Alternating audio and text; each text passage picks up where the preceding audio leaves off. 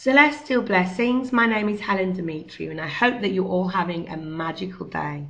Now this video is in regards to my latest video, which is 2012-2013 Return of the Gods. And I was asked the question, if the Christ is already incarnated, then who is it that is coming? Who is this Son of God that is coming? I'm going to give you two examples that I can hopefully help you to understand how this works. The first one I'm going to use is to go back to ancient Egypt with the story of Osiris. Now Osiris was murdered by Set, his brother, and he wanted to come back as an emanation of himself. So he came back as his own son. Osiris multiplied himself and was reincarnated at the same time as being here as his own son to avenge his own death. Now, this is how it works. The Father is able to be the Son, and the Son is able to be the Father. And the same goes for, if you look into the Bible, when it talks about Jesus, Jesus was known to be the Son of God, but also the Father within Jesus who was incarnated on earth. So you can see that both beings can be incarnated here at the same time because they are each an aspect of each other. The goddess, on the other hand, she doesn't multiply or divide herself. She comes here as an avatar of who she is, and she does not multiply herself as the God does, because the God is always the God, the Father, the Son and the Father. And of course you do have a daughter, but you have to understand that Horus and also Jesus was known to be androgynous, which is containing equal amounts of yin and yang within their body. It doesn't mean that they're all female or all male. They can be born male, they can be born female, yet have that balance of male and female within their own bodies, within their soul. Now, I was also asked about how did I know that this new coming being, this Christ that is coming, the Son of the Son, is going to be a serpent, is known as the cosmic serpent. Well, you can find this in the Bible in many places, even in the story of Moses, where he held up his staff as the snake, and Jesus was said to be held up as the snake before the world. So we know that Jesus is serpentine, he's wisdom, he brings regeneration, and as we know, he's connected with all the other gods that also have the snake aspect, as well as the goddess Venus, the fertility goddess, who her aspect is the snake because she is a creatrix. She is the fertility goddess. She gives life, she brings life, but not so much in the sense of Demeter, who is more to do with the land, whereas Inanna or any of the Venus aspects are all to do with the Hieros Gamos, with the God, with the dying and resurrected God. So what will happen is when Venus aligns with the Sun and with the Earth, the Venus will be in the constellation of Ophiuchus. Now Ophiuchus is the serpent bearer, and this is Asclepius, which is another aspect of the Christ. This is another avatar of the Christ. This is another multiplication of the dying and resurrected God. So this is also another example that the Christ will come back in his serpent aspect. And you could say, if you like, it would be Horus, because as I said, it's the same as his father. He is his father. The Father is in the Son, and the Son is within the Father. The reason why I'm concentrating so much on the God in this video is because this is the question that I've been asked, and this is what people really want to understand. Do not think for one moment that the goddess is not part of this whole event that's taking part. The goddess is the womb. She is the Vesica Pisces. The goddess is the gateway of the God, for the God to come in. Without the goddess, there is no God.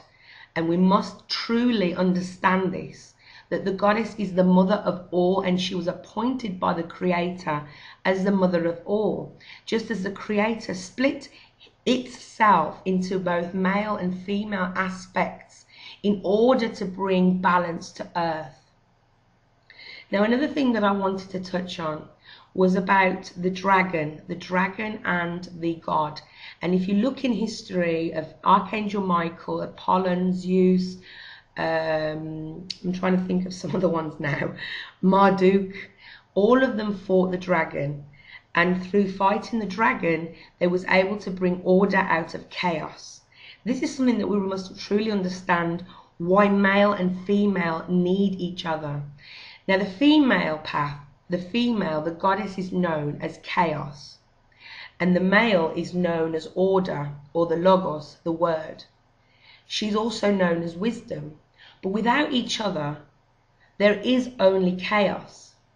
Because if you imagine nature, when she's throwing all of these lightning bolts, and there's tsunamis and there's hurricanes, there is chaos.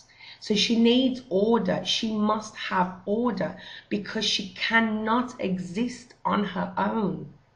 And the God, without his heart, who is the goddess, he cannot exist on his own, because both are aspects of the creator. One cannot exist without the other. And this is very, very important that you understand this.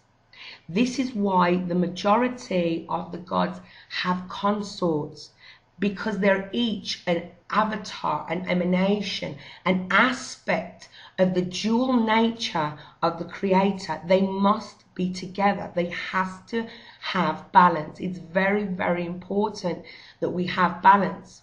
Now, what happened is, if you read some of Blavatsky's work, which I'm a fanatic, I'm a complete fan of Blavatsky. If you read some of Blavatsky's work concerning the Roman Catholic Church, I'm not beating on Christians here, I'm not beating on anything here. I'm just trying to explain something, that when Peter died, the founder of the Roman Catholic Church, there was a being, what can I call him? A person that came from Israel and claimed to be Peter himself. And he changed all of the laws of the Roman Catholic Church. This being that claimed to be Peter after the original Peter died, he changed everything that was dualistic, even to do with reincarnation the church used to believe in.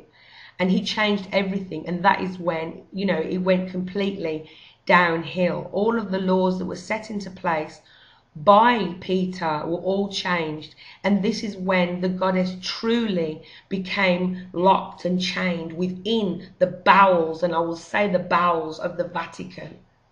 And it is important now that Christ comes to set free the goddess, because she is being held captive within the Vatican.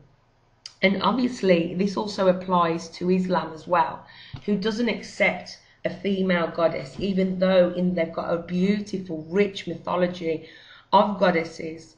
Let's just say religion.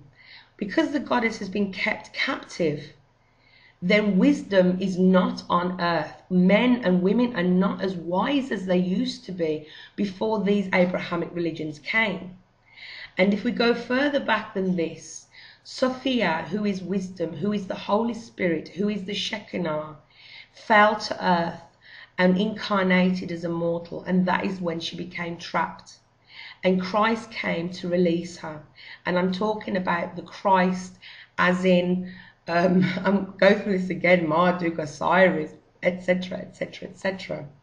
Now we can even see the multiplications of the god in Marduk and his father Enki, and even his grandfather, who is Anu, and the son of Marduk was Nabu, and Nabu is the scribe of the gods, who is Thoth, who is Hermes, who is Moses.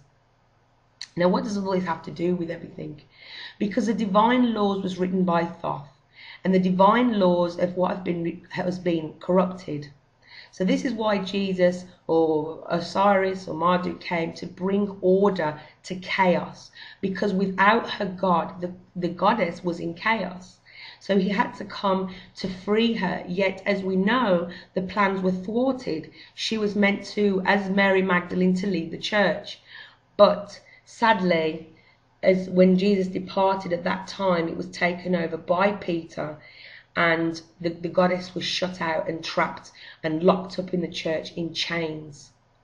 Now we need wisdom on this earth, and it's even in the Revelations where it says that after 2,000 years the pit will be opened. The pit of hell, which is the church, will be opened, and wisdom will be set free on earth. And this is the divine laws. The divine laws state the goddess will be set free, and she can only do this by her consort, which is the Christ. And you may see this also in the story of Inanna, the descent of Inanna. When she went into the underworld, she died, and her grandfather Enki, even though he's not known typically as a consort, he has been known to be a consort, was set her free and resurrected her from the underworld. So we can see all throughout history this story being retold over and over and over again. And this is the same thing that is happening now. Now, how is the God going to set her free? How is Christ going to set her free? Through sex, through the sacred rite, the great rite, through the divine marriage, the hieros gamos. Because when both of them, the key enters the lock, the gateway is opened, and through sex they are transformed, and they open the gateway, this stargate, for the new eon that is coming, which is the emanation of the Christ that is already here. So I hope that I have helped to answer and clear up some questions. Have a beautiful day. I love you. Bye-bye.